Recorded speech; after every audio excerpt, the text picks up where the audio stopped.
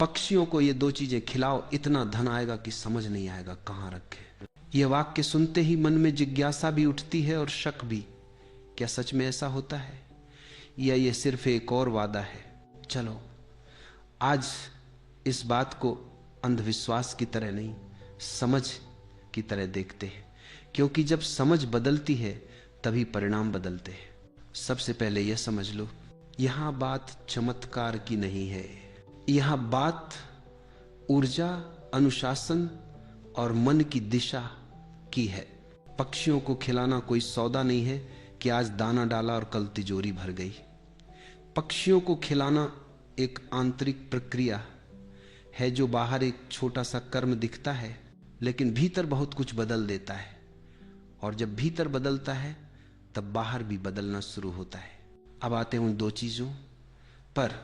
पहली चीज, दाना अनाज, चावल, बाजरा, ज्वार या गेहूं, जो भी सहज मिले। दाना जीवन का सबसे मूल प्रतीक है। दाना मतलब पोषण, दाना मतलब निरंतरता, दाना मतलब भविष्य में फल देने की संभावना। जब तुम पक्षियों को दाना डालते हो तो तुम किसी से कुछ छीनते नहीं, तुम देते हो। और देना तुम्हारे मन की दिशा बदल देता है। देने वाला मन डर से नहीं चलता, देने वाला मन कमी में नहीं जीता, देने वाला मन जानता है जीवन बहाव है। यह बहुत सूक्ष्म बात है। गरीबी अक्सर पैसे की नहीं, सोच की होती है। और सोच तब बदलती है जब तुम रोज थोड़ा सा देना शुरू करते हो, बिना उम्मीद, बिना शोर। जब तुम दाना डालते हो तुम अपने भीतर यह बीज बोते हो कि मेरे पास देने के लिए है। यह बीज धीरे धीरे विश्वास बनता है और विश्वास के बिना धन टिकता नहीं। दूसरी चीज, पानी। एक छोटी कटोरी, एक बर्तन, बस साफ पानी। पानी जीवन का प्रवाह है। पानी ठहरता नहीं, सड़ता नहीं, वो बहता है। जब तुम पक्षियों के लिए पानी रखते हो तुम जीवन को बहने की अनुमति देते हो। ध्यान से समझो, जहां धन रुकता है वहां डर होता है, जहां धन बहता है वहां भरोसा होता है। पानी रखना सिर्फ पक्षियों की प्यास बुझाना नहीं है। पानी रखना यह याद दिलाना है कि सब कुछ बहाव में है, और जो व्यक्ति बहाव के साथ चलता है उसके लिए अवसर अपने आप रास्ता ढूंढ लेते हैं। अब सवाल उठता है, धन कैसे आता है? इससे धन हवा से नहीं आता, धन आता है निर्णयों से, और निर्णय आते हैं मन की अवस्था से। जब तुम रोज सुबह पक्षियों को दाना पानी देते हो तुम दिन की शुरुआत कृतज्ञता से करते हो, कमी से नहीं। तुम जल्दी, तनाव और भागदौड़ से पहले एक पल ठहरते हो। यह ठहराव तुम्हारे पूरे दिन की गुणवत्ता बदल देता है। तुम नोटिस करोगे तुम्हारी बातचीत में कटुता कम होगी, तुम्हारे फैसलों में घबराहट कम होगी, तुम जोखिम लेने में ज्यादा साफ हो जाओगे। और साफ जोखिम अक्सर अवसर बन जाते हैं। यही वह जगह है जहां लोग चूक जाते हैं। वे सोचते हैं पक्षियों को खिलाया, पैसा आना चाहिए, लेकिन असल में पक्षियों को खिलाने से तुम बदलते हो, और जब तुम बदलते हो पैसा अपना रास्ता बदल लेता है। एक और बात समझो, पक्षी स्वतंत्र होते हैं, वे जमा नहीं करते, वे डर में नहीं जीते। जब तुम उन्हें खिलाते हो तुम्हारा मन भी थोड़ी देर के लिए स्वतंत्रता को छूता है, और स्वतंत्र मन अवसरों को पहचान लेता है। अब इसे नियम की तरह मत पकड़ो, इसे अनुशासन की तरह जियो। रोज एक ही समय, रोज बिना दिखावे, रोज बिना किसी से कहे, रोज बिना हिसाब लगाए। अगर तुमने इसे दिखावे के लिए किया तो यह कर्म नहीं रहेगा। अगर तुमने इसे उम्मीद के लिए किया तो यह सौदा बन जाएगा, और सौदे में जीवन नहीं खिलता। एक और गहरी बात, जब तुम पक्षियों को खिलाते हो तुम प्रकृति के साथ संवाद करते हो। तुम यह स्वीकार करते हो कि तुम अकेले नहीं हो, तुम इस पूरे तंत्र का हिस्सा हो। यह स्वीकार मन को नम्र बनाता है, और नम्रता के बिना धन अक्सर अहंकार बन जाता है, और अहंकार धन को गिरा देता है। अब लोग पूछते हैं कितने दिन करना है? दिन मत गिनो, जीवन में उतारो, क्योंकि धन का सवाल कब का नहीं, कैसे का होता है। जब कैसे सही हो जाता है, कब अपने आप आ जाता है। एक चेतावनी भी समझ लो, अगर तुम भीतर से कंजूस हो तो बाहर का दाना काम नहीं करेगा। अगर तुम दूसरों का हक मारते हो तो पानी सूख जाएगा। यह कोई जादू नहीं है जो चरित्र को बायपास कर दे। पक्षियों को खिलाना चरित्र की परीक्षा है, छोटी रोज की मौन में होने वाली परीक्षा। जो इसमें सच्चा रहता है उसके जीवन में धन सिर्फ और पैसा नहीं बनता, वह सुविधा, अवसर और शांति बनता है। और आखिर में धन को रखने की समस्या तब आती है जब धन अकेला आता है, लेकिन जब धन समझ के साथ आता है तो वह खुद को संभालना सिखा देता है। इसलिए अगर तुम सच में पूछते हो पक्षियों को क्या खिलाएं, तो जवाब है दाना और पानी। और अगर तुम पूछते हो इससे क्या मिलेगा, तो जवाब है एक ऐसा मन जो अवसरों के योग्य हो जाए। और वही मन धन को बुलाता है, धन को बढ़ाता है और धन को संभाल भी लेता है। अब एक बहुत जरूरी सवाल उठता है, अगर पक्षियों को दाना और पानी देने से भीतर की अवस्था बदलती है तो क्या यह हर किसी के लिए काम करता है? उत्तर है हाँ, लेकिन शर्त के साथ। यह कर्म नियमितता मांगता है, न कि उत्साह। ज्यादातर लोग 2-4 दिन करते हैं फिर छोड़ देते हैं और फिर कहते हैं कुछ नहीं हुआ। समझो, जो चीज तुम्हें वर्षों की सोच से बांध कर रखे हुए है वह 2 दिन में नहीं खुलती। जब तुम रोज पक्षियों को खिलाते हो तो तुम अपने भीतर एक नई आदत बना रहे होते हो। देने की आदत, धैर्य की आदत और भरोसे की आदत। और धन इन्हीं तीनों का परिणाम है। ध्यान से देखो, जिन लोगों के जीवन में स्थायी धन आता है उनके भीतर एक शांत भरोसा होता है। वे घबरा कर फैसले नहीं लेते, वे डर से पैसे नहीं बचाते, वे अवसर को पहचानते हैं। यह भरोसा किताबों से नहीं आता, ये भरोसा कर्म से आता है। ऐसे कर्म से जिसमें तुम रोज जीवन को यह संदेश देते हो कि मैं कमी में नहीं हूं।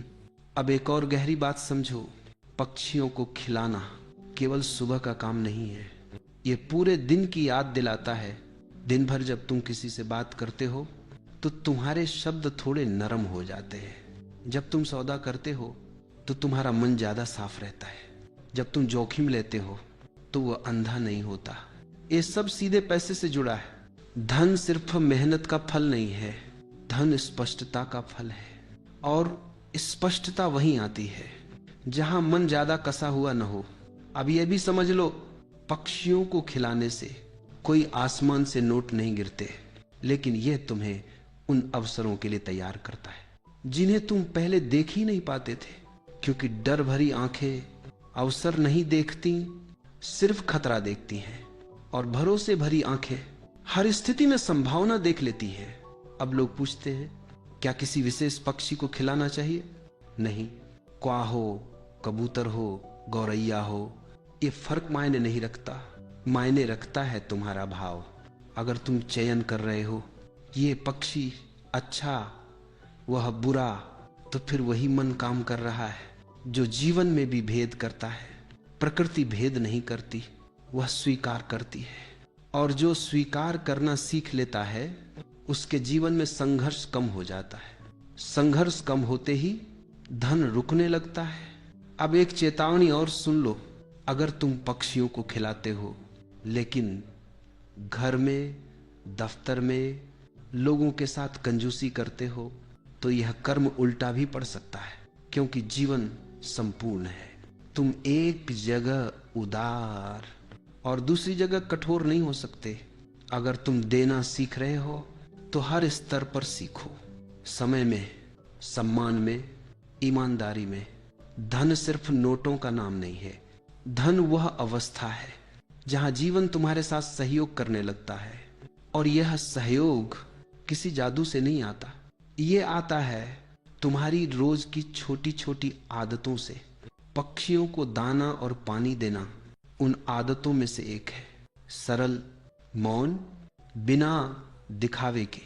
अगर तुम इसे सच में समझ के साथ जी सको तो एक दिन तुम पीछे मुड़कर देखोगे और पाओगे पैसा आया कैसे, ये याद भी नहीं, लेकिन आया जरूर।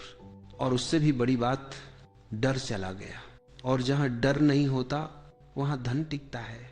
इसलिए अगर तुम पूछते हो आगे क्या करना है, तो जवाब है कुछ नया नहीं, बस कल सुबह फिर से वही करना, शांति से, बिना गिनती के, बिना मांग के, और जीवन को अपना काम करने देना।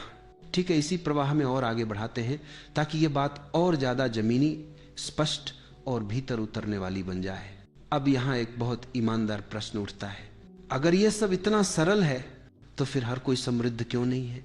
क्योंकि ज्यादातर लोग सरल चीजों को हल्के में ले लेते हैं। उन्हें लगता है इतनी छोटी सी आदत से क्या बदलेगा, लेकिन जीवन बड़े बदलाव छोटे छोटे निर्णयों से ही बनाता है। पक्षियों को दाना और पानी देना अपने आप में बड़ा काम नहीं है। बड़ा काम है हर दिन अपने मन को ये याद दिलाना कि जीवन के साथ लड़ना नहीं है, जीवन के साथ चलना है। जब तुम यह कर्म रोज करते हो तो तुम भीतर यह अभ्यास कर रहे होते हो कि सब कुछ मेरे नियंत्रण में नहीं है, लेकिन मैं जीवन का विरोधी भी नहीं हूं। और यही संतुलन समृद्धि की नींव है। ध्यान से देखो, जो लोग हर चीज पर नियंत्रण चाहते हैं वे सबसे ज्यादा परेशान रहते हैं। वे पैसा कमाते हैं लेकिन चैन खो देते हैं, और जो चैन खो देता है वह धन को संभाल नहीं पाता। पक्षियों को खिलाना तुम्हें नियंत्रण छोड़ना सिखाता है। तुम दाना डालते हो लेकिन यह तय नहीं करते कि कौन सा पक्षी आएगा, कितना खाएगा, कब आएगा। तुम बस देते हो और छोड़ देते हो। यही छोड़ना तुम्हारे भीतर का तनाव काटता है, और जहां तनाव कम होता है वहां निर्णय साफ होते हैं, और साफ निर्णय अक्सर धन की दिशा खोल देते हैं। अब इसे जीवन के एक और स्तर पर देखो। जब तुम किसी को दान देते हो और भीतर यह डर होता है कि मेरे पास कम हो जाएगा, तो यह दान नहीं है, यह डर का सौदा है। लेकिन जब तुम पक्षियों को खिलाते हो तो कोई सौदा नहीं होता, कोई लेन देन नहीं होता, कोई देखने वाला नहीं होता। यही कारण है कि यह कर्म इतना प्रभावशाली है। यह तुम्हारे भीतर निर्भय देने की क्षमता जगाता है, और जो निर्भय होकर दे सकता है वही निर्भय होकर कमा भी सकता है। डरा हुआ आदमी हमेशा आधा कमाता है, और जो आधा कमाता है वह जीवन भर कमी में जीता है। अब एक और गहरी बात समझो, पक्षियों को खिलाना तुम्हें प्रकृति के समय से जोड़ता है। पक्षी घड़ी नहीं देखते, वे सूरज के साथ उठते हैं, वे मौसम के साथ चलते हैं। जब तुम उनके साथ एक ही समय पर एक ही लय में कुछ करते हो तो तुम्हारा मन भी धीरे धीरे प्राकृतिक लय में आने लगता है। और जो व्यक्ति प्रकृति की लय में आ जाता है वह जीवन की लय भी पकड़ लेता है। ये लय कभी जल्दी नहीं करती, कभी देर नहीं करती, और इसी लय में धन आता है बिना शोर के, बिना घोषणा के। अब आखिरी बात इस हिस्से की, बहुत लोग इसे सिर्फ धन से जोड़ते हैं, लेकिन असल लाभ धन से भी पहले आता है।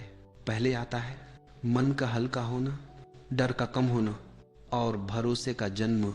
और जब भरोसा जन्म ले लेता है तो धन देर सवेर पीछे पीछे आ ही जाता है। इसीलिए अगर तुम ये पूछते हो और आगे क्या है, तो जवाब यही है, कोई नई विधि नहीं, कोई नया मंत्र नहीं, बस वही दो चीजें, दाना और पानी। लेकिन अब और ज्यादा समझ के साथ, कम उम्मीद, ज्यादा उपस्थिति, कम मांग, ज्यादा मौन, और जीवन को अपनी गति से काम करने देना। क्योंकि जो व्यक्ति जीवन पर भरोसा करना सीख लेता है, जीवन उस पर कंजूसी नहीं करता। ठीक है, अब इसे और गहराई और विस्तार में ले चलते हैं। यह हिस्सा वहां पहुंचता है जहां यह विषय सिर्फ पक्षियों को खिलाने तक सीमित नहीं रहता, बल्कि धन, भाग्य, कर्म और चेतना की पूरी समझ बन जाता है। अब यहां एक बहुत सूक्ष्म लेकिन निर्णायक बात समझनी होगी। पक्षियों को दाना और पानी देना कोई धार्मिक कर्म नहीं है, यह कोई पुण्य कमाने की योजना नहीं है, यह एक मानसिक प्रशिक्षण है, हर दिन होने वाला, बहुत शांत, बहुत साधारण। तुम्हारा मन वर्षों से एक ही डर्रे पर जी रहा है, कमी का डर्रा, डर का डर्रा। अगर कम हो गया तो, अगर चला गया तो, अगर नुकसान हो गया तो, यही डर्रा तुम्हारे निर्णयों में उतरता है और निर्णय ही धन का भविष्य तय करते हैं। अब सोचो, जब तुम रोज सुबह उठकर पक्षियों को दाना डालते हो तो तुम अपने मन को यह संदेश दे रहे होते हो, मेरे पास है, मैं दे सकता हूं, जीवन में कमी नहीं है। यह संदेश शब्दों में नहीं जाता, यह सीधे अवचेतन में उतरता है और अवचेतन ही तुम्हारी कमाई की सीमा तय करता है। बहुत से लोग बाहर से मेहनती होते हैं, लेकिन भीतर से वे खुद को योग्य नहीं मानते। वे कहते हैं इतना ही ठीक है, मेरे लिए इतना काफी है, ज्यादा मेरे बस का नहीं। ये सोच पैसे को आने से नहीं, टिकने से रोकती है। पक्षियों को खिलाने का अभ्यास धीरे धीरे इस भीतरी सीमा को ढीला करता है। अब एक और बात समझो, धन सिर्फ परिश्रम से नहीं आता। अगर ऐसा होता तो खेत में हल चलाने वाला सबसे अमीर होता। धन आता है समय, निर्णय और साहस से, और साहस वहां पैदा होता है जहां डर थोड़ा कम हो। जब तुम पक्षियों को दाना पानी देते हो तो तुम डर को हर रोज एक छोटा सा संदेश दे रहे होते हो, मैं तेरे अनुसार नहीं चलूंगा। यह संदेश बहुत हल्का है लेकिन रोज का है, और रोज का हल्का अभ्यास भारी डर को भी एक दिन कमजोर कर देता है। अब यह भी समझो, धन उन लोगों के पास ज्यादा देर तक टिकता है जो अकेलेपन से नहीं डरते, क्योंकि बड़े निर्णय अक्सर अकेले लेने पड़ते हैं। जब तुम पक्षियों को खिलाते हो, तुम यह कर्म अकेले करते हो। कोई ताली नहीं, कोई प्रमाण नहीं, कोई प्रशंसा नहीं। यह तुम्हें भीतर से स्वतंत्र बनाता है। जो व्यक्ति प्रशंसा पर निर्भर है वह धन पर भी निर्भर रहेगा, और निर्भरता समृद्धि की दुश्मन है। अब इसे एक और स्तर पर देखो, पक्षी तुम्हारे सामने कुछ मांगने नहीं आते, वे आदेश नहीं देते, वे बस आते हैं और जो मिलता है ले लेते हैं। उनमें लालच नहीं है, उनमें डर नहीं है, उनमें भविष्य की चिंता नहीं है। जब तुम उन्हें देखते हो तुम्हारा मन अनजाने में उसी अवस्था को छूता है, और वही अवस्था धन को सहज बनाती है। ध्यान से समझो, जिन लोगों के पास पैसा आता है और चला जाता है, उनके भीतर या तो बहुत डर होता है या बहुत लालच, और जिनके पास पैसा आता है और रुक जाता है, उनके भीतर सहजता होती है। सहजता अभ्यास से आती है, और यह अभ्यास पक्षियों को दाना पानी देने से बहुत सरलता से शुरू हो जाता है। अब एक और महत्वपूर्ण बात, इस कर्म में समय बहुत अहम है। सुबह का समय नया चक्र शुरू करता है। सुबह जो भाव लेकर तुम दिन शुरू करते हो, वही भाव पूरे दिन की दिशा तय करता है। अगर सुबह भाग दौड़, मोबाइल, चिंता से शुरू हुई तो दिन भी वैसा ही होगा। लेकिन अगर सुबह एक शांत कर्म से शुरू हुई, देने से, तो दिन का स्वर बदल जाता है, और स्वर बदलते ही अवसरों का संगीत सुनाई देने लगता है। अब लोग पूछते हैं क्या इससे तुरंत परिणाम मिलेंगे? सच सुनो, अगर तुम्हें तुरंत चाहिए तो यह तुम्हारे लिए नहीं है, क्योंकि जो चीज भीतर को बदलती है वह धीरे बदलती है, लेकिन जो धीरे बदलती है वह अस्थायी होती है। कुछ लोग पैसा जल्दी कमाते हैं लेकिन उसे संभाल नहीं पाते। यह अभ्यास तुम्हें संभालना सिखाता है, और जो संभालना सीख लेता है उसके पास धन आने से डर नहीं रहता। अब एक और चेतावनी समझ लो, अगर तुम पक्षियों को खिलाते हो लेकिन भीतर से दूसरों को नीचा दिखाते हो तो यह कर्म अधूरा रह जाएगा, क्योंकि जीवन एकीकृत है। तुम बाहर उदार और भीतर कठोर नहीं रह सकते। यह अभ्यास तुम्हें बाहर के साथ साथ भीतर भी नरम होना सिखाता है, और नरम मन कठोर परिस्थितियों में भी सही निर्णय ले लेता है। अब अंतिम हिस्से की ओर आते हैं, जहां इस पूरे विषय का सार छुपा है। धन की सबसे बड़ी समस्या धन की कमी नहीं है, धन की सबसे बड़ी समस्या है डर में जीना। और डर का इलाज केवल समझ है, कोई मंत्र नहीं। पक्षियों को दाना और पानी देना तुम्हें रोज इस समझ की याद दिलाता है कि जीवन विरोधी नहीं है, जीवन सहयोगी है। और जो व्यक्ति जीवन को सहयोगी मान लेता है, उसके लिए धन दुश्मन नहीं रहता।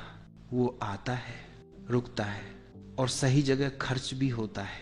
इसलिए अगर तुम पूछते हो इतना धन आएगा कि समझ नहीं आएगा कहां रखे, ये बात सच है क्या?